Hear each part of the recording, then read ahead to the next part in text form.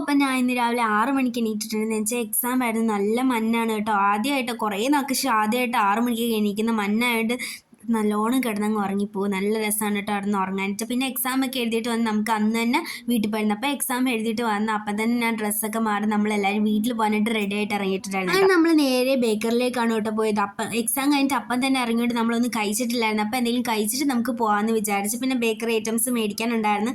ട്രെയിനിലല്ലേ പോകുന്നത്, എന്തെങ്കിലുമൊക്കെ കഴിച്ചുകൊണ്ടിരിക്കാമല്ലോ.